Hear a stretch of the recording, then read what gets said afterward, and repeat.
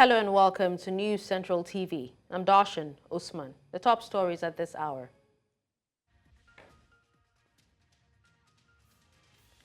President Tinubu approves 3-year extension for Inspector General of Police.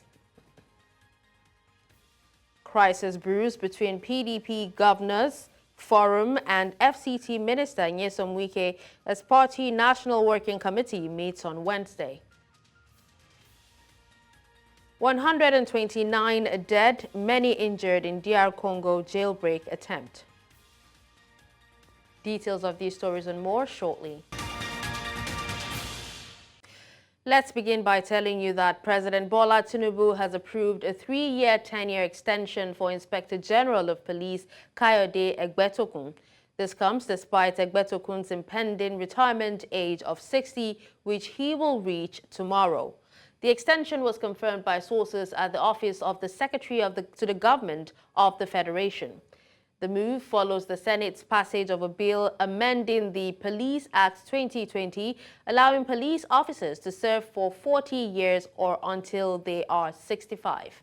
Egbetokun, appointed IGP in June 2023, would have been due for retirement tomorrow.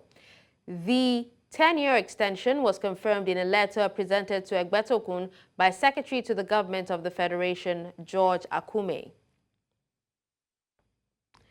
To politics, a crisis is brewing between the People's Democratic Party Governors Forum and Nyesom Wike, the Minister of the Federal Capital Territory, as the party's National Working Committee meets on Wednesday.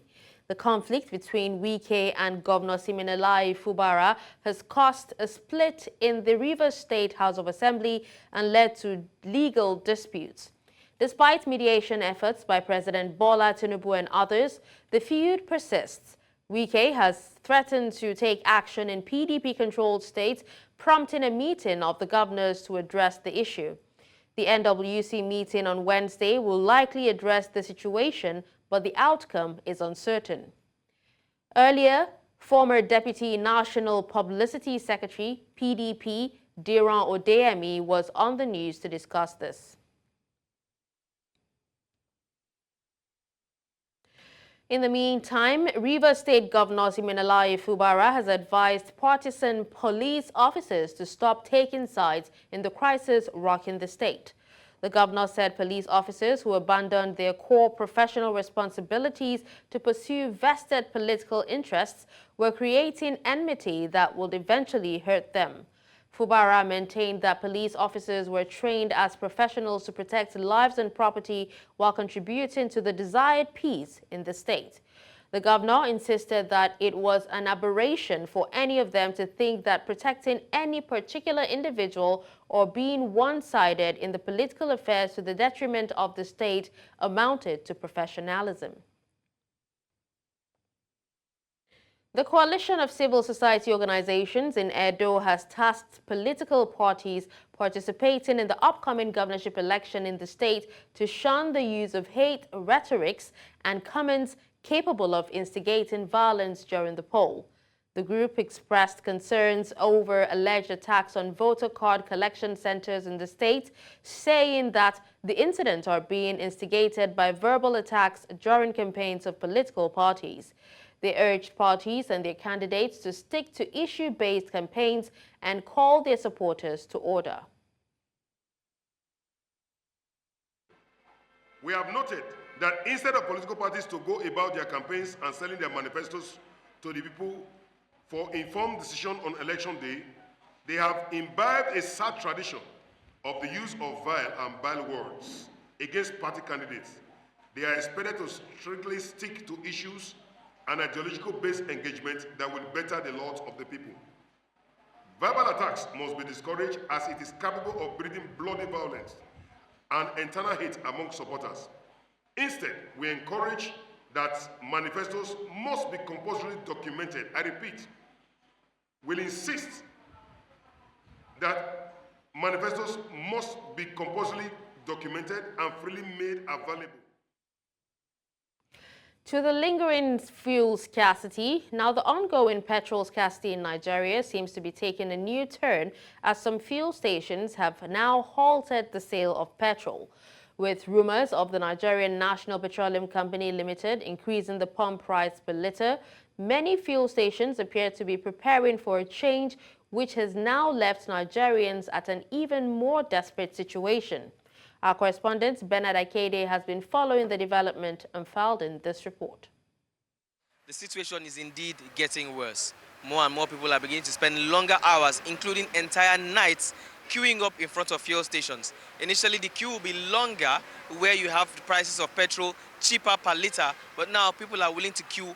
All they need is hope that the fuel station will begin to sell, even if, as you can see beside me, the fuel station is not selling at the moment.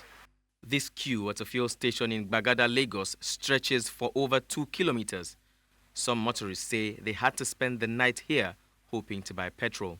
I've been here since yesterday night, 10 p.m. Up to now, I've not gotten the fuel. It affected me well because I wanted to travel. I wanted to travel now to Abuja now. I've been here since yesterday now. I have never seen fuel buy now. I'm sitting on the queue now. Be here since 6 o'clock, looking for a fuel. From that 16 now, I can't be able to get fuel. And in my working place now is lie down. There's nobody there.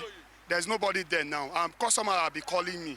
Interestingly, the fuel station didn't sell a drop of petrol for almost 2 hours while monitoring the situation. The hopeful motorists say the attendants made mention of a possible price increase early in the day, after which they stopped selling.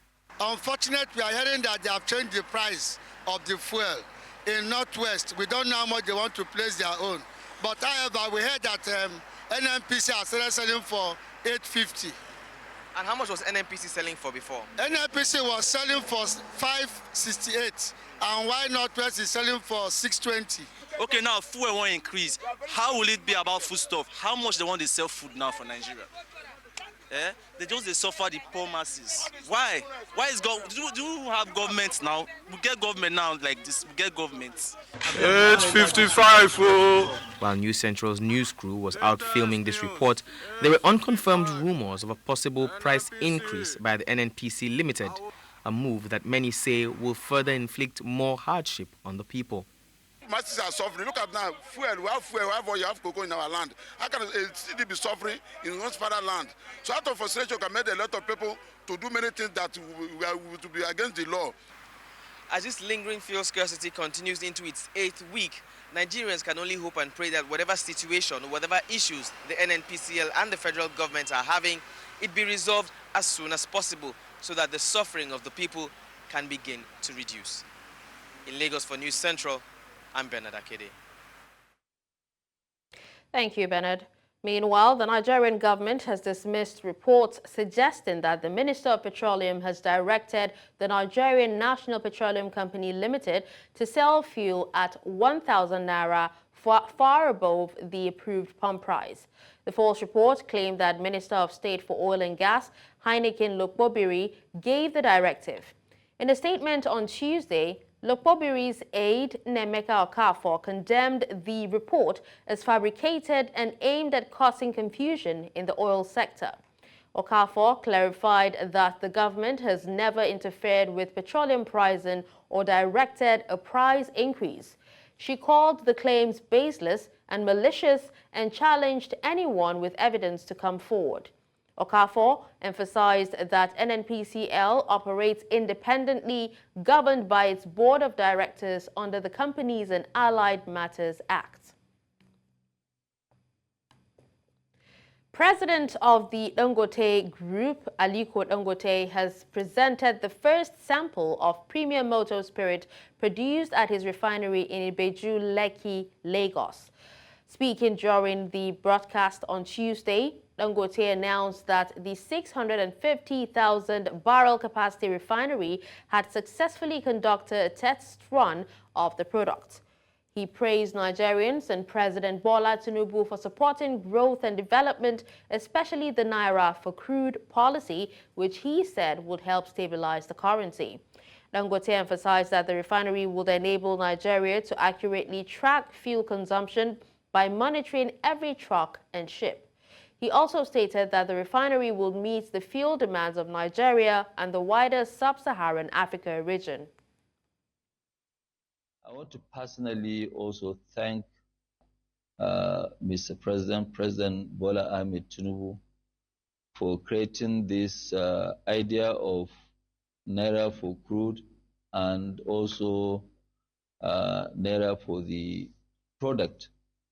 Doing that, it will give a lot of stability for the naira, where now you remove 40% of the demand of dollars in the market, and that will actually stabilize the market. But that's not it.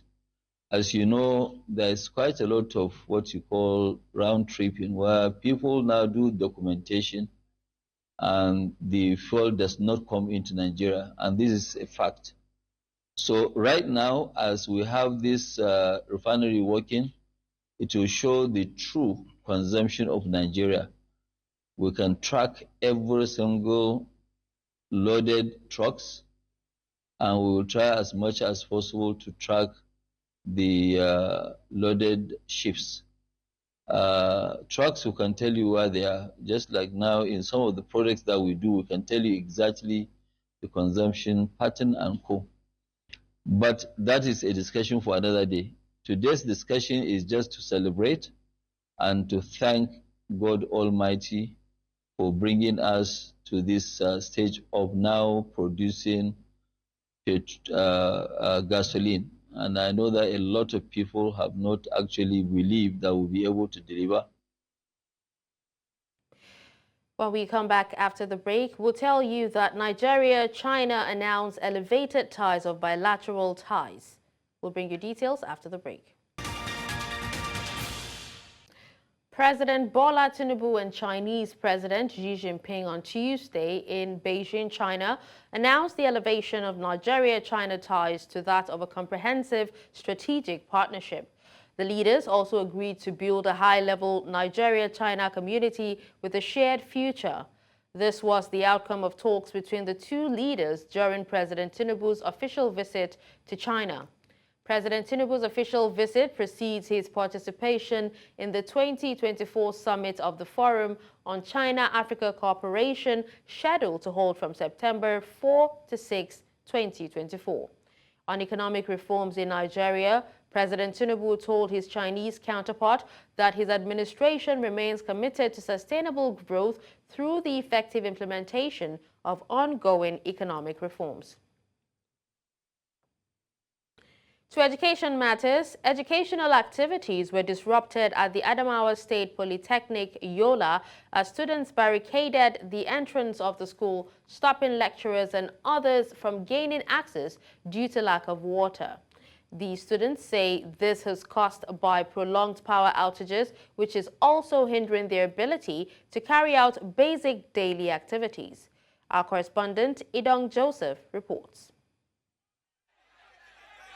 The demonstration, which was led by the Polytechnic hostel residents, was sparked by a 2-week power outage, which severely impacted the availability of water on campus. The protesting students expressed frustration and how difficult it was to endure searching for water outside the school premises for the last 2 weeks. We don't have electricity for the past 2 weeks, which has caused a great effect in water supply for us. Students leave the campus here to Target Junction to go and fetch water for the past 2 weeks, and this can cause accident which a student can lose his life. As members or as students of this community, we don't want to lose a life because we love each other so much. Highlighting the several challenges that they face, they urged the school authorities to immediately resolve the situation. Our hostels are bad, our toilets are bad, so if we are sick, how can we study? It's only a healthy man that can have the ability or strength to read. We don't have good amenities that will promote our health-being in the school. This is one of our factors again. Responding to the plight of the protesting students, the school authority revealed that the outage was due to the debts owed to the Yola Electricity Distribution Company by the school management. I told them that please they should give us a time so that we should pay them half. They said no, they will not pay half. Before we should realize, they sent notice for cutting of the power. And as we were just sitting in the office, the register was even there, we saw there is no light. We thought this is the normal thing when light will go off and come back. The rector revealed that the debt has already been cleared and water restored to the institution. But for today, I say register, they should find check so that they write the check, go and withdraw the money and the reconnection fee. But they said it is 50,000, so we paid the reconnection fee. Unfortunately, Her Excellency also called me, the Deputy Governor. I said, this is what is happening. I say, yes, and we are on course. The Chief of Staff also called me, so they were calling me from every 5 minutes. I said, yes, we are on course. And she also called the manager, the Yola Electric Development Company. I said, that is what is happening. So after confirmation, they took the money to them. Then they came and reconnect the money, power. The Polytechnic management also assured students and the academic community that it is committed to ensuring that their welfare is not taken lightly. To health matters, medical professionals in Nigeria are currently or urgently calling for reforms amid growing insecurity, inadequate welfare, and an ongoing brain drain in the healthcare sector. This comes in the wake of a 7-day warning strike by resident doctors following the abduction of their colleague, Dr. Ganiat Popola, along with her husband and nephew in December 2023. News Central's Adeshawa Dushoga reports. Nigeria's healthcare system is in dire straits, and the professionals tasked with saving lives are raising the alarm. Doctors and nurses nationwide are decrying the deplorable state of healthcare, pointing to inadequate resources, crumbling infrastructure, and a lack of government support. It's become almost like the response of most doctors now is just to take their bags and leave. Factors have continuously increased. The economy is not so flamboyant. Now there's insecurity. How much does a doctor really earn? The statistics are grim. Nigeria has one of the highest infant mortality rates globally, with over 250,000 children under the age of 5 dying each year. Maternal mortality rates are equally concerning, with more than 50,000 women dying in childbirth annually. Despite this, the government's response has been insufficient. The government must be deliberate about what they are saying. Let's stop lip services in this country. We talk a lot. We've been saying this thing in the environment, we've been saying this since decades, since years ago, even when democracy started. But what have we done about it? Nothing. Doctors are maimed every day. Doctors are kidnapped. There's a doctor in Kaduna kidnapped. We've not seen her. The brain drain is another pressing issue. Many of Nigeria's most skilled doctors and nurses are leaving the country in search of better working conditions and opportunities abroad. This exodus has left significant void in the healthcare system, forcing those who remain to bear an unsustainable workload. The security situation is very bad. In fact, nurses and doctors have now become a primary target for kidnappers. Look at our hospital settings. When you work in hospital, there is nothing the hospital settings is more or less like a glorified mortuary. Despite these challenges, Nigeria's doctors and nurses remain dedicated to their patients and profession. They are speaking out, demanding change and advocating for a better healthcare system. As the calls for reform grow louder, one thing is clear: Nigeria's healthcare system is in crisis and change is long overdue. However, in recent development, Vice President Kashim Shettima announced that the federal government's reforms in healthcare sector have attracted over $4.8 billion in investment, signaling a strong commitment to revitalizing the healthcare system. In Lagos, for News Central, I am Adeshawa Dushoga. Coming up, 129 dead, many injured in DR Congo jailbreak attempt. We'll bring you details after the break.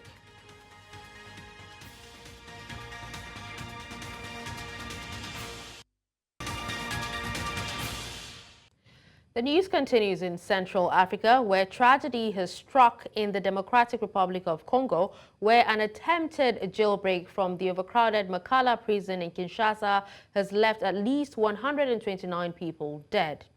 Interior Minister Jacques-Marc Shabani announced the provisional death toll, which includes 24 people shot by authorities after warnings, At least 59 others were wounded and are receiving medical care. The minister also reported that many people were crushed or suffocated and several women were raped. The circumstances surrounding the attempted jailbreak are unclear, but witnesses reported hearing gunfire on Monday morning. The situation remains volatile, with gunshots heard again in the area on Tuesday morning. An investigation is underway to determine the cause of the violence and identify those responsible. In East Africa, the 15th General Assembly of the African Union of Broadcasting has commenced in Gaborone, Botswana. The gathering of media professionals from across the African continent between September 02 and September 6, 2024 has the theme, "The Future of African Media Facing the Challenges of New Technologies and Changes Climate." This high-level meeting aims to explore the challenges and opportunities offered by evolving digital technologies in the audio-visual media sector. The forum will also provide a unique platform to strengthen regional and international cooperation to create awareness and engage citizens in the fight against climate change. The discussion will also focus on the best way to boost the participation of countries not only in sharing of content on the AUB Vision platform, but also to make it the source of news about countries in Africa. To give more insight on this, we're joined by former chairman, Nigeria Union of Journalists, Lagos, and head MTA Nigeria Studios, Kazim Akinreti. Hello, Mr. Kazim. Thank you so much for joining us. Thank you so much. It's a pleasure. All right, Kazim, now how does the event plan to address the challenges of digital transition and the implementation of digital broadcasting technologies in Africa? Yeah, thanks so much.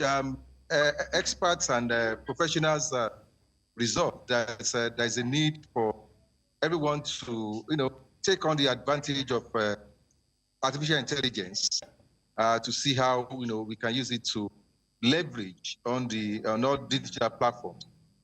And to this end, the essence of AI and some of these various type of AI, artificial intelligence platforms that can be used was also, discussed. Part of it obviously has to do with content generation, editing content, and of course also doing what we call ethical analysis of a particular information that are coming in through the artificial intelligence. We also look at, the dangers of also using over-reliance on artificial intelligence. Because in the era of deep fake news, and then how, we are going to survive at that particular point in time. So it was agreed that every effort should, work toward, first of all, having an AI policy that will assist media organizations to leverage on its advantages. And also, there's also an agreement that we need to have, an AI observatory unit handled by the African Union. Oh, okay. Now, aside AI, Kazim, if you can hear me, what are the other, latest developments in broadcast standards and protocols that will be highlighted, at the assembly, aside AI? There are other areas that we look at also have to do with the issue of climate change, in which we need to use equipment that are, that reduce emission, especially the transmitters. That there are low emission transmitters available now globally, because it was discovered that the emission from transmissions in low also cause a global warming. Where everybody believes that, since we are not an industrialized nation, so why would Africa be so affected by the climate change problems? But it was discovered that most of the equipment that we also use in broadcast also contributing a lot to global emission. And so it was discovered that now every media organization should set aside to invest in technology that will reduce emission. So that was one of the outcome of today's discussion. And I also agree that we have to also look out to see how development agencies and the private sector can come up to assist media organizations to mitigate the effects of climate change. More importantly, it was also agreed that media organizations will have to come together to embark on advocacy on the effect of climate change. That because it affects virtually everyone. But if the media to key into the advocacy program by educating the people on the effects of this climate change, what is being called, we will get it right. Okay, now you talked about the media, in Africa keying in. How will the Assembly address the integration of these new media platforms? You talked about AI, streaming services, and also the mobile applications into traditional broadcasting systems. Won't that pose like a challenge? Well, there's nothing called traditional media any longer, because virtually all media ecosystems are keying in to the use of available technology. And available technologies, a lot of media organizations have invested in this. And so what was agreed at this gathering is that let us come with a consensus on how we can effectively deploy some of these technology and make use, obviously work on their advantages rather than disadvantages. Because it is always believed that the fear of a loss of job is not actually in tandem with the success we have recorded so far using digital technologies in the media. And so what will happen now is to share roles in various digital platforms and see how well we will be able to inform the people appropriately. Okay. Thank you so much, Kazim, for joining us and speaking to us. And we apologize for bringing you out of the program to be able to speak to us as well. But we appreciate you for your time. No problem. And let's go up north, where a building has collapsed in the eastern suburb of Al-Noza in Nasser, Cairo, Egypt. According to the Egyptian Ministry of Health, 5 people have been injured in the incident. Police and civil defense first responders are on the scene, providing assistance and securing the area. The cause of the collapse is not yet known, but an investigation is underway. Rescue teams are working to ensure no one is trapped under the rubble. In the heart of southern Africa, where mountains meet the sky, lies Lesotho, a land rich in culture and heritage. Yet beneath its beauty, a dark underbelly exists where dreams are sold for exploitation. With soaring unemployment rates and pervasive social issues, many young women find themselves doing sex work as a means of survival. However, Lesotho's social ills have woven a tapestry of suffering affecting both men and women alike. As opportunities dwindle and despair rises, every day they confront these harsh realities. News Central's Bongani Siziba gives us the story. Maseru Street tells stories of resilience but also of despair. With soaring unemployment rate and pervasive social issues, many young women's survival has forced them into the streets where they sell their bodies to make a living, finding themselves standing at the crossroads of survival and vulnerability. But these streets are fraught with danger. For many, the journey of survival begins with dreams of escape, of financial stability, of independence. But for many, this path leads to despair. Here I met a woman, a sex worker. I will call her Lerato. She told me a story that is not unique, but it's one of the horrifying statistics that continues to rise. I didn't want to live the life that I lived before, because before I was struggling to an extent of washing the diapers with only water. So I didn't want to go back there. Yeah. I had to, at first I was working only with Facebook, but then the business was bad, then I decided to quit. Lerato was lucky to survive, but not many live to tell the story. Her experience is a chilling reminder of the harsh realities many women face. Each day, as night falls over Maseru, the city takes on a different character. Lerato took me to these streets. Each corner, each alleyway is a testament to desperation. Women stand in wait, seeking a way out to survive in a world that offers little hope.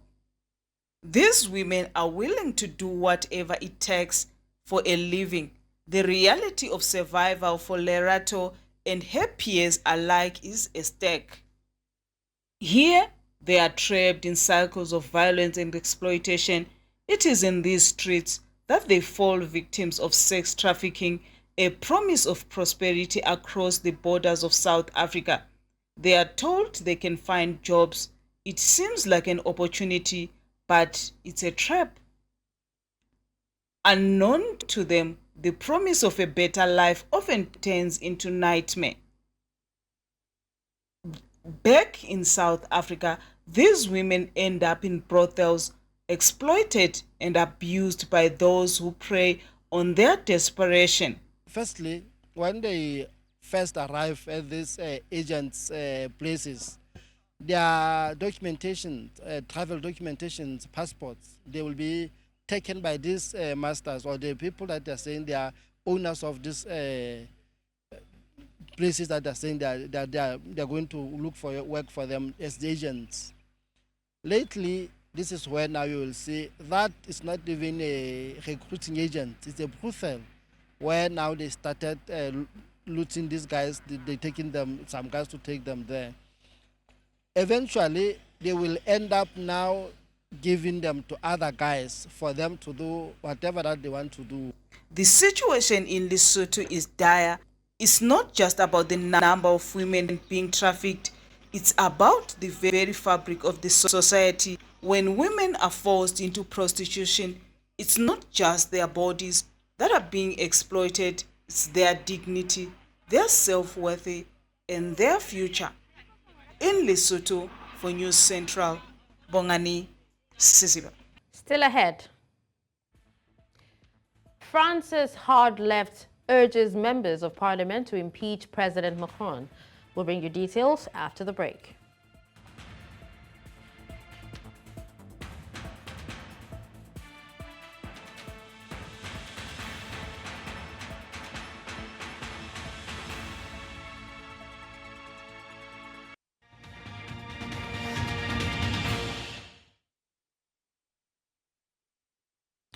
In France, Chair of LFI Group at the National Assembly, Mathilde Panot, announced at a press conference on Tuesday that the parliamentary group has decided to table a motion for a resolution to impeach the President of the Republic. This comes as consultations to form a government are ongoing.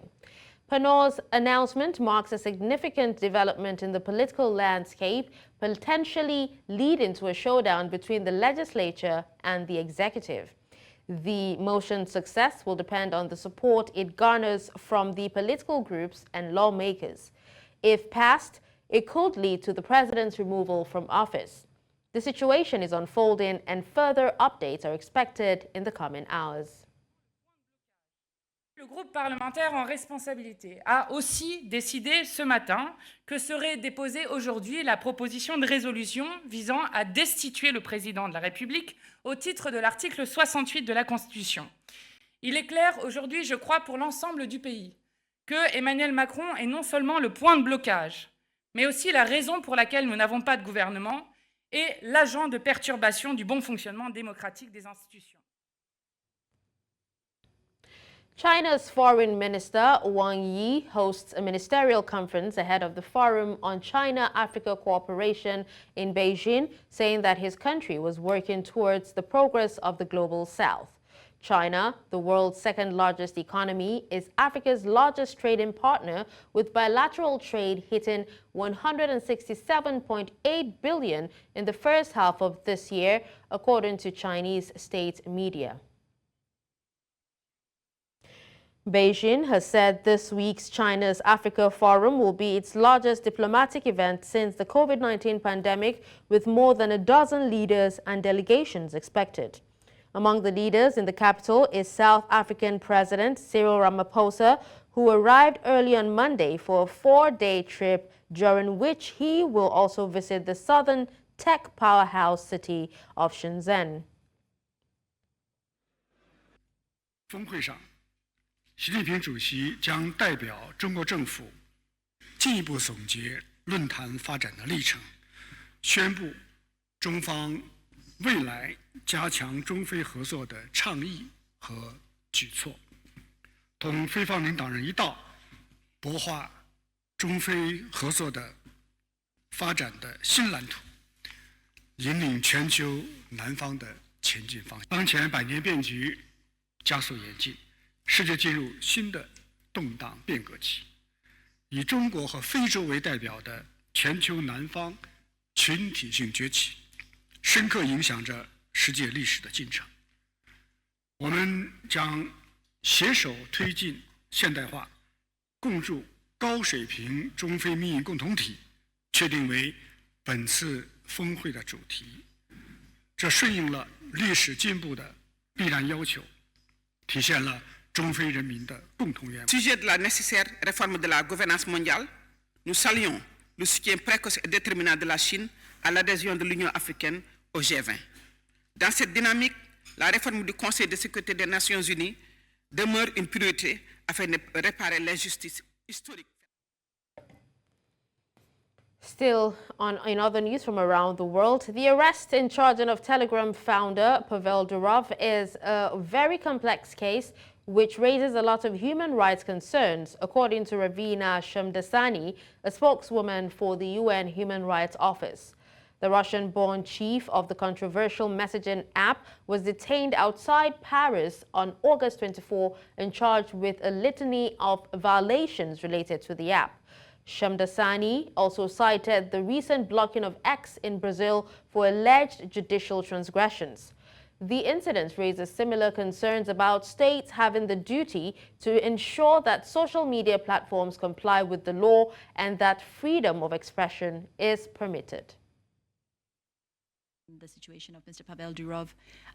This is a very complex case. It raises a lot of human rights concerns. And in fact, what our office is trying to do is to maybe perhaps publish a paper that sets out the parameters within which these situations should be looked at. I mean, the other most recent incident, of course, is also the banning of X in Brazil, which also raises similar concerns about states having the duty to ensure that social media platforms, comply with the law, that freedom of expression is permitted, but in line with also certain restrictions. And any restrictions that are imposed, we need to ensure that they are proportional, that they are not disproportionate, and that they are in line with international human rights standards. So we are following this case, and it's difficult for us to get more specific at this point on this specific case and the precise charges that have been laid against him, because again, we don't have access to the full information. So states should be able to regulate platforms effectively, and the platforms should comply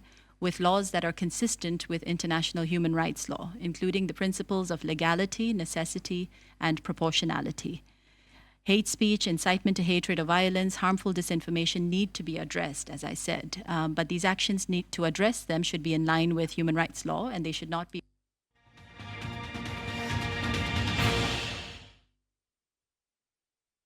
In business, Nigeria's Dangote oil refinery, a $20 billion project, has officially begun processing gasoline after successfully navigating recent crude oil shortages.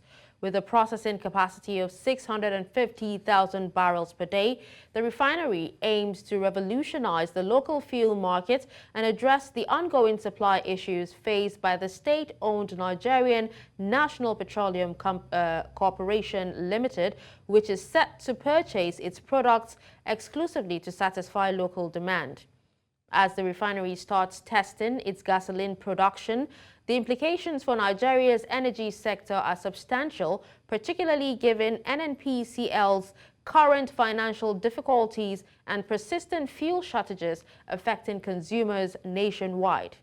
On Business Edge, Tolu Aderemi, a partner of Perchstone and Grays LP, shared his insights on potential solutions to the fuel price challenges in Nigeria. And government ingeniously created what was called the NBET, the Nigerian Bulk Trader Company Limited. Now, if you see the news coming out that Dangote will solely sell petrol to NNPC, what it means is, and I know people have been talking about monopoly, it's not a monopoly.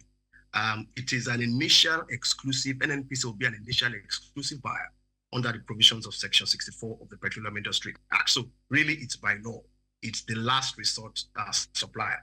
But what is even more important is that the entity that now drives the NNPCs downstream is a company known as OVH. Now, OVH is a company that I'm thinking, now speaking about solutions, if government really want to curb or reduce the impact of the competitive pricing, we may not have a choice about the competitive.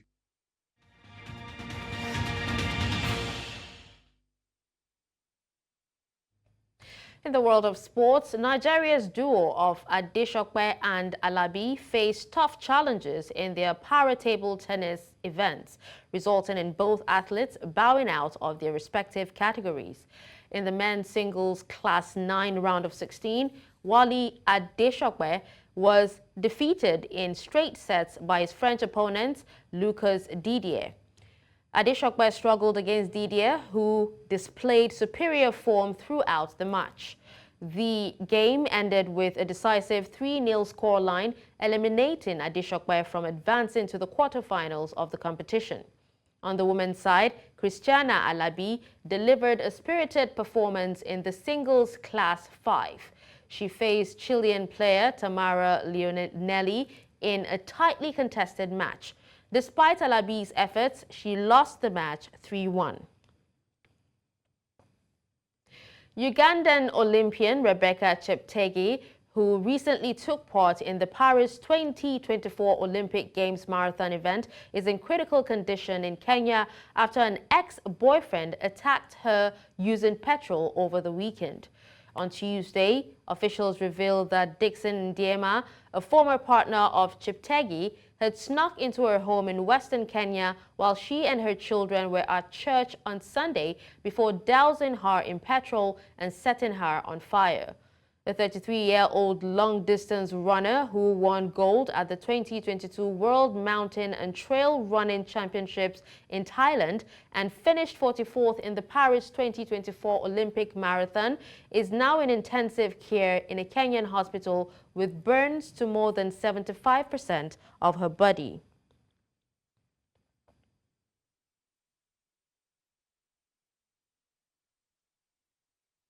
And that's all at this hour. But before we go, let's take another look at some of our top stories. You heard that President Tinubu has approved 3-year extension for Inspector General of Police. You also heard that crisis is brewing between PDP's Governors Forum and FCT Minister Nyesom Wike as party's National Working Committee meets on Wednesday. We also told you that 129 have died, many have been injured in DR Congo jailbreak attempt. Send your eyewitness report to the WhatsApp number on the screen. Do follow us on social media. We are at News Central TV. You can watch News Central live on DSTV channel 422, Star Times channel 274, Avo TV, and YouTube. Many thanks for watching. I'm Dashen. Usman.